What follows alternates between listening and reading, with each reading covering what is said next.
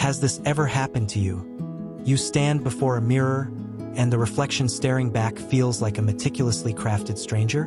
Not a stranger in the sense of unfamiliarity, but one born from years of subtle adjustments, calculated smiles, and whispered concessions to the world's expectations.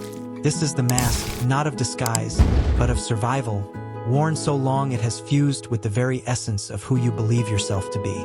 It's the quiet erosion of authenticity, the slow surrender of your true self to the insatiable hunger of external validation. This phenomenon, subtle yet profound, often begins in the tender spaces of our earliest relationships, where the deepest yearning for acceptance plants the seeds of self-betrayal. We learn, often unconsciously, that certain facets of our being are more palatable, more lovable, while others must be meticulously hidden away, banished to the shadowed recesses of our psyche. This journey into the self, beyond the polished facade, often begins with a quiet, persistent ache, a feeling that something vital has been lost, a whisper of a soul longing to break free.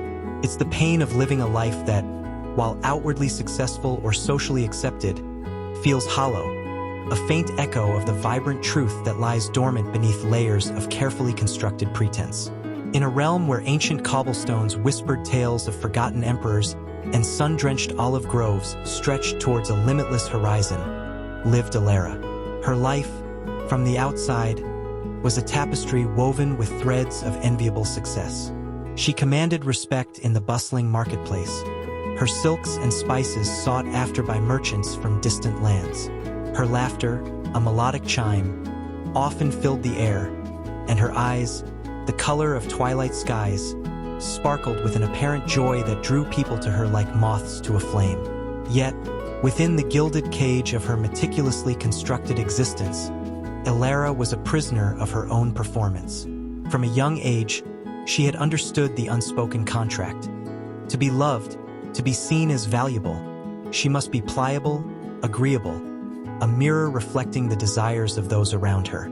Her parents, well-meaning but steeped in tradition, had subtly, almost imperceptibly, sculpted her into the ideal daughter, then the ideal wife, and finally the ideal businesswoman. Her innate passion for solitude, her deep yearning for intellectual exploration beyond the confines of commerce, her quiet, fierce independence.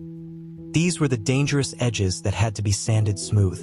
Elara's days were a meticulously choreographed ballet of pleasing. She would listen intently to her husband, a man of booming laughter and unwavering opinions, nodding in agreement even when her soul rebelled against his pronouncements.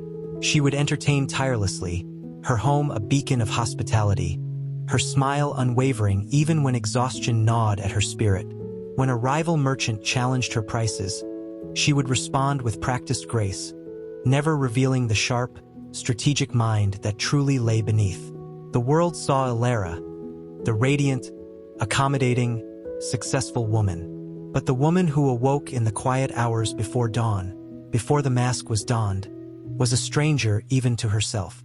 She yearned for conversations that delved into the mysteries of the universe, for moments of silent contemplation by the river, for the freedom to express a dissenting opinion without the immediate ripple of disapproval.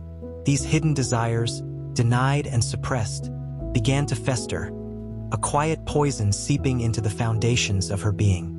She experienced a persistent, nagging emptiness, a void that no amount of success or adoration could fill. Her carefully cultivated joy felt like a borrowed garment, ill-fitting and constricting. One crisp autumn morning, a traveling scholar, known for his eccentric wisdom and piercing insights, arrived in the marketplace. He was an old man, his face a roadmap of wrinkles, his eyes ancient and knowing. He spoke not of silks and spices, but of the hidden currents of the soul, of the shadows we carry and the masks we wear. Elara, drawn by a curiosity she couldn't name, found herself lingering near his stall, listening to his soft pronouncements.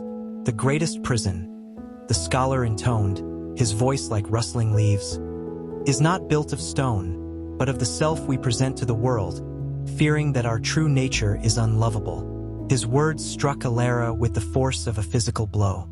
It was as if a veil had been momentarily lifted, revealing the intricate latticework of her own self-deception. She felt a tremor of fear, a profound discomfort at the sudden glimpse of the authentic self she had so diligently hidden away. Later that day, a seemingly innocuous incident occurred. A young apprentice, eager to impress, accidentally spilled a precious dye on a bolt of Elara's finest silk. In the past, Elara would have responded with a calm, reassuring smile, perhaps a gentle reprimand, quickly minimizing the incident to preserve her image of unwavering composure. But this time, something shifted. A wave of frustration, raw and unbidden, surged through her. A sharp, uncharacteristic word escaped her lips, a flash of genuine irritation in her eyes. The apprentice flinched, and even Elara's husband, standing nearby, looked at her with a flicker of surprise. The moment passed quickly, and Elara, mortified, immediately reverted to her usual calm demeanor, apologizing profusely to the shaken apprentice. Yet, the small crack in her carefully constructed facade had been made. It was a minuscule rupture, but through it, a sliver of her suppressed anger, a fragment of her true emotional landscape, had momentarily surfaced. This seemingly insignificant event became a turning point, a subtle harbinger of the deeper unraveling that lay ahead. It sparked a new, unsettling awareness within her, a recognition that the cost of her constant performance was becoming too high. The effort to maintain the mask was draining her, leaving her feeling brittle and disconnected. The scholar's words continued to echo in her mind. The greatest prison is not built of stone, but of the self we present to the world, fearing that our true nature is unlovable. This resonated with a profound truth she had long denied. The fear of not being loved, of being rejected for who she truly was, had been the architect of her elaborate charade. She began to observe herself, not with judgment, but with a burgeoning curiosity. She noticed the subtle ways she modulated her voice, the almost imperceptible adjustments to her opinions based on her audience, the constant internal censorship of her genuine reactions. It was a painful awakening, like slowly peeling back layers of skin to reveal a wound that had festered beneath. The deeper she delved, the more acutely she felt the absence of her authentic self, a ghost haunting the corridors of her meticulously arranged life. The void, once a dull ache, began to throb with a vibrant, demanding pulse. This inner turmoil was not a dramatic external conflict, but a slow, internal earthquake, shaking the very foundations of her perceived reality. Her nights became restless, punctuated by vivid dreams where she was trapped in intricate mazes, constantly searching for an elusive exit. During the day, mundane conversations felt like a cruel charade, each polite smile a further burden on her already weary spirit. The laughter she once emitted so freely now felt forced, a hollow echo in her own ears. Even her relationship with her husband, once a source of comfortable predictability, began to feel strained. She found herself resenting his easy confidence, his seemingly unburdened existence, precisely because she envied the freedom he possessed that she had denied herself. The mask, once her protector, had become her tormentor, a suffocating shroud that prevented her from truly breathing, from truly living. She was caught in a cruel paradox. The more she tried to please, the more she felt alienated from herself and, ironically, from the very people she sought to impress. The external validation she craved became a fleeting balm, never truly reaching the deeper wounds of self-abandonment. This was the precipice of her journey, the point where the pain of inauthenticity became unbearable, forcing her to confront the shadow self she had so carefully concealed. Elara's journey exemplifies the plight of the pure eternus or puella aeterna archetype, often described in Jungian psychology as an eternal youth, unwilling or unable to fully embrace the responsibilities and challenges of adulthood. However, in Elara's case, it's not an unwillingness to grow, but a profound fear of exposure, a reluctance to shed the idealized persona she believed was necessary for love and acceptance. Her avoidance of conflict, her constant agreeable nature, and her meticulous efforts to please others are all manifestations of a desire to remain in a state of perceived safety, a state where her true, potentially imperfect self is never exposed to judgment. The underlying theme here is the deep-seated fear of rejection, a wound often inflicted in childhood where authenticity was subtly or overtly discouraged. This fear compels individuals to build elaborate psychological defenses, constructing a false self to navigate the world. For Elara, this false self was a dazzling, accommodating figure, successful and universally admired, yet utterly disconnected from her true desires and emotional landscape. The profound pain she experienced was the inevitable consequence of this disassociation, a spiritual starvation born from a life lived for others, rather than for herself. To begin dismantling this pervasive mask, you must first acknowledge its existence. Observe yourself with gentle curiosity, not judgment. When do you feel compelled to agree when you truly disagree? When do you silence your authentic voice to maintain harmony? These are the subtle cues your soul provides, guiding you towards the truth. Embrace the discomfort that comes with this self-awareness, for it is through this discomfort that genuine growth begins. Understand that the fear of rejection is often an echo from the past, a phantom limb ache that persists even when the threat is no longer present. You possess an innate worth, a vibrant essence that does not require external validation to exist. Begin to experiment with small acts of authenticity. Express a genuine opinion, even if it differs from the consensus. Set a boundary, even if it feels uncomfortable. These tiny rebellions are acts of fierce self-love, reclaiming fragments of your lost self. Remember, the journey towards authenticity is not about instantaneous transformation, but about a gradual, compassionate unveiling. It is a commitment to yourself, a promise to honor the unique, multifaceted being you truly are, even when it feels like a radical act of defiance against a world that demands conformity. Allow the ache to guide you, for within its depths lies the potent seed of your liberation. The unraveling of a meticulously constructed self, while profoundly painful, is often the necessary crucible for true transformation. It's in these moments of vulnerability, when the mask begins to slip, that we confront the very essence of what Carl Jung termed the shadow. This is not merely the dark, unsavory aspects of ourselves we wish to conceal, but also the vibrant, unexpressed potential, the authentic desires and emotions that have been relegated to the unconscious because they didn't fit the approved narrative. Jung famously articulated, "One does not become enlightened by imagining figures of light, but by making the darkness conscious." This profound truth lies at the heart of embracing authenticity. It demands a courageous descent into the forgotten corners of our being, a confrontation with the aspects of ourselves we have disowned or repressed. The pain Elara felt, the gnawing emptiness, was the insistent call of her unacknowledged shadow, beckoning her to integrate its forgotten fragments and reclaim her wholeness. This journey of self-confrontation is rarely a gentle stroll. It is more often a tempestuous voyage across uncharted waters.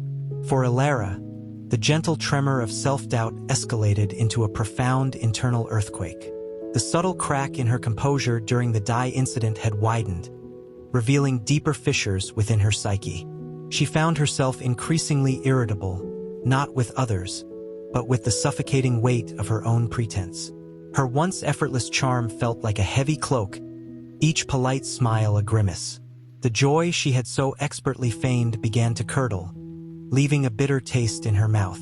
She started to withdraw, seeking solace in the solitude she had once suppressed, a stark contrast to her previously gregarious nature. Her husband, sensing a shift, grew concerned. "Is everything well, my dear?" he would inquire, his voice laced with gentle worry. Elara would offer a vague assurance, a practiced deflection, but inside, a silent battle raged. The fear of exposing her true, chaotic inner landscape to his steady, comforting presence was paralyzing. She feared that if he saw the unraveling, the mess beneath the surface, his love would surely falter. This fear was a potent manifestation of the ego projection at play, her unconscious belief that her unworthiness would be reflected back to her by others, leading to inevitable abandonment. The scholar, whose words had ignited this internal fire, appeared again in the marketplace, seemingly by chance. Elara, drawn by an invisible thread, approached him. Her voice, usually so melodic and confident, was now a fragile whisper. "Your words, they haunt me," she confessed, her eyes downcast. The scholar, his gaze profound and unblinking, simply listened. "I feel lost," she continued, a tremor in her voice. "As if I am living a life that is not my own." He nodded slowly. "The path to finding yourself is often paved with the shedding of all that you are not. The world demands a mask, but the soul craves nakedness. What parts of yourself have you abandoned in the pursuit of acceptance?" His question hung in the air, a crucible for her burgeoning self-awareness. Elara, for the first time, truly articulated the truth that gnawed at her. "My solitude, my thoughts, my quiet fierceness, my anger, my genuine opinions, I buried them all beneath layers of agreeable smiles." "Ah," the scholar mused, "the shadow, not merely the dark, but the unlived life, the parts of you exiled for convenience, for societal approval." Carl Jung understood this profoundly. He said, "The brighter the light, the darker the shadow. The more brilliantly you shine with a borrowed light, the deeper the shadows you cast upon your true self. To reclaim your authentic power, you must bravely turn towards these shadows, to integrate them, not banish them. For within them lies immense strength, a wellspring of untapped energy." His words were not a bomb, but a challenge. They resonated with a truth that was both terrifying and exhilarating. The thought of embracing her shadow, her anger, her defiance, her desire for solitude, felt dangerous, an act of rebellion against everything she had been taught. Yet, the alternative, remaining forever trapped in the gilded cage of pretense, felt far more perilous. The journey into her shadow began subtly. Elara started by observing her impulses without immediate censorship. When a merchant tried to shortchange her, instead of her usual placid acceptance, a flicker of indignation arose. She didn't outwardly rage, but she felt the surge, acknowledging it rather than suppressing it. When her husband made a dismissive comment about a book she was reading, her initial instinct to nod and change the subject was replaced by a quiet, internal resistance. She didn't argue, but she held her ground within herself, allowing the feeling of disagreement to exist. These were small, almost imperceptible shifts, but they were monumental internal victories. Each acknowledgement of a previously denied emotion, each flicker of an unexpressed thought, chipped away at the mask she wore. It was like tending to a long-neglected garden. The weeds of repression were slowly being pulled, making way for the fragile shoots of authenticity. The discomfort was immense. There were moments of profound shame, moments when she felt a visceral urge to retreat, to pull the mask back on and re-enter the familiar, albeit suffocating, comfort of her old self. But the scholar's words, "The soul craves nakedness," echoed in her mind, urging her forward. She began to intentionally carve out moments of solitude, not just in the early hours of dawn, but throughout her day. She would retreat to her private garden, allowing her mind to wander freely, indulging in the quiet contemplation she had denied herself for so long. She started journaling, pouring out the raw, unedited thoughts and emotions that had been meticulously concealed. This was her private sanctuary, a space where the shadow could emerge without judgment. In these moments, she began to reconnect with the forgotten aspects of her being. A playful spirit she had deemed frivolous, a sharp which she had dulled, a deep empathy she had hardened into detached professionalism. The pain of her suppressed existence was gradually transforming into a deep sense of longing for self-reclamation. It was the yearning for individuation, Jung's ultimate goal of psychological development, the process by which a person becomes a psychological individual, a separate, indivisible unity or whole. Elara was not merely reacting to external stimuli. She was actively engaging with her inner world, choosing to confront the discomfort for the sake of becoming more fully herself. The path was arduous, marked by moments of profound emotional upheaval, but each step, however small, felt like a return to the true north of her soul. Elara's journey illuminates the quintessential process of shadow work, a cornerstone of Jungian psychology. The character's initial state of outward perfection, coupled with profound internal emptiness, is a classic manifestation of an individual who has successfully repressed their authentic self in favor of a socially acceptable persona. Her gradual discomfort and eventual crisis point signal the psyche's inherent drive towards wholeness. The suppressed energies of the shadow can no longer be contained and demand integration. The core theme is the liberation that comes from confronting the parts of ourselves we deem unacceptable, whether they be anger, vulnerability, or a desire for unconventional paths. Her fear of rejection, a common wound from formative experiences, directly led to the development of her mask, showcasing the intricate interplay between past trauma and present behavioral patterns. Her awakening, spurred by the scholar's wisdom, highlights the crucial role of external catalysts or insightful guidance in initiating the process of self-discovery. To embark on your own path of shadow work, understand that it is not about becoming bad or negative, but about becoming whole. Identify the emotions you habitually suppress. Is it anger, sadness, fear, or even joy that feels too overwhelming to fully embrace? Pay attention to your triggers. What behaviors or words in others evoke a strong, often disproportionate emotional reaction in you? These reactions are often projections of your own unacknowledged shadow. Instead of pushing these feelings away, lean into them. Ask yourself, what is this emotion trying to tell me? What hidden truth does it hold about myself? Journaling, mindfulness, and even creative expression can be powerful tools for bringing these hidden aspects to consciousness. Be gentle with yourself through this process. It requires immense courage to face what has been relegated to darkness. Remember the words of Marcus Aurelius, a titan of Stoicism. You have power over your mind, not outside events. Realize this, and you will find strength. This strength lies not in suppressing discomfort, but in acknowledging it, understanding its origins, and choosing to act in alignment with your emerging authentic self, even when it feels like standing alone. This commitment to self-acceptance, even of the unacceptable parts, is the ultimate act of self-love and the gateway to genuine inner peace. The profound journey into one's own shadow, as Elara discovered, is not a destination but a continuous process of individuation, a lifelong unfolding towards psychological wholeness. It is a path that often demands the dismantling of deeply ingrained patterns and the courageous embrace of vulnerability. The initial discomfort of confronting denied emotions gives way, gradually, to a potent sense of self-possession. However, the external world, shaped by our past projections and ingrained expectations, often resists this transformation. As Carl Jung wisely stated, the privilege of a lifetime is to become who you truly are, but this privilege often comes at a cost, the friction of authenticity against a world accustomed to the mask. It is in this crucible of external challenges that the true strength of an integrated self is forged, where the insights gained from shadow work are tested and solidified in the raw landscape of human relationships and societal expectations. Elara's internal shift began to ripple outwards, creating subtle eddies in the placid waters of her life.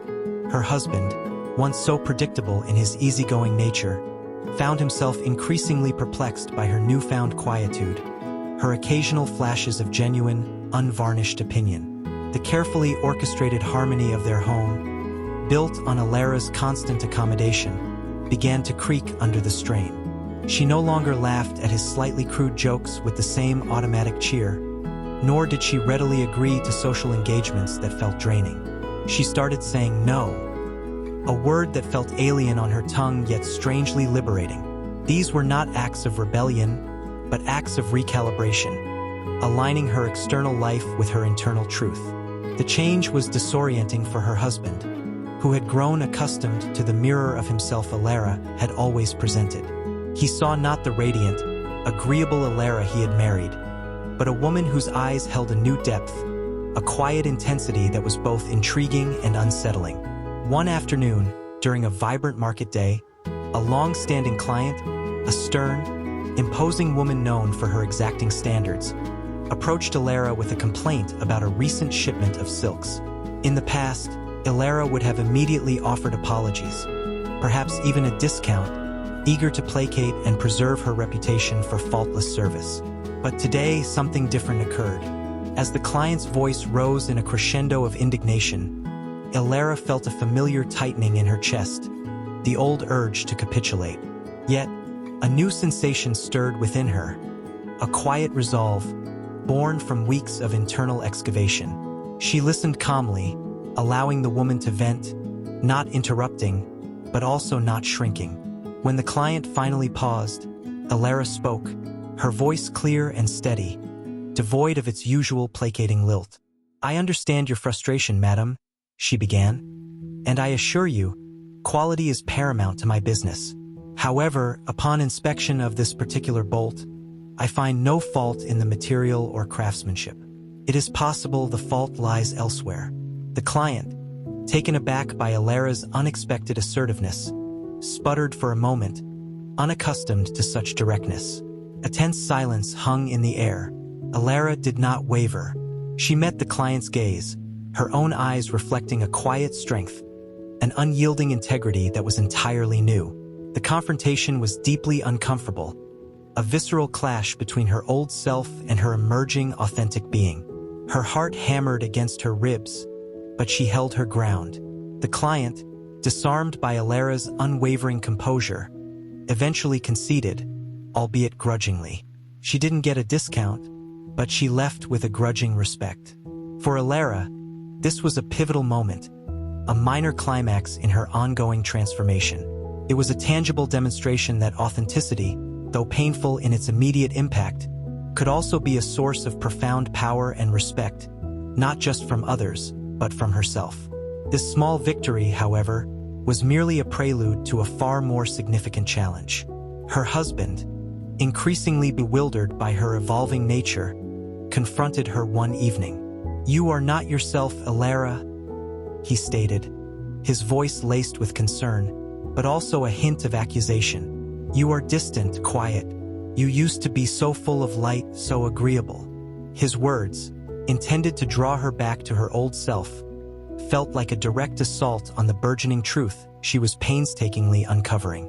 Elara felt a familiar knot of fear tighten in her stomach. The fear of losing his love, of shattering the comfortable illusion they had built. But then, a wave of clarity washed over her. She realized that continuing to wear the mask for his comfort would be a betrayal of her deepest self, a retreat from the hard-won progress of her individuation. "Perhaps," Elara replied, her voice soft but firm, "I am becoming more of myself than I ever allowed before. The light you speak of was often a reflection of what I thought you, and the world, wanted to see. There are parts of me, quiet and fierce, that I have hidden for too long, and they are demanding to be seen." The honesty of her confession hung heavy in the air between them. Her husband, for the first time, saw a glimpse of the unvarnished Elara, a woman he both recognized and felt profoundly unfamiliar with. His reaction was not immediate understanding, but a mixture of confusion and a flicker of unease. This was the main plot twist. The authentic self, when unveiled, often creates friction, for it challenges the existing paradigms of relationships built on polite fictions. The easy acceptance she had always craved was replaced by the challenging, yet ultimately more fulfilling, path of genuine connection, even if it meant risking the comfort of the familiar. The ensuing days were marked by a quiet tension. Her husband grappled with this new Elara, and Elara, in turn, grappled with the uncertainty of his reaction. She found solace in the scholar's words, recalling his emphasis on stoicism. "We cannot choose our external circumstances, but we can always choose how we respond to them." This wisdom resonated deeply. She could not control her husband's reaction, but she could control her commitment to her own truth. She continued her practices of self-reflection, journaling, and embracing solitude.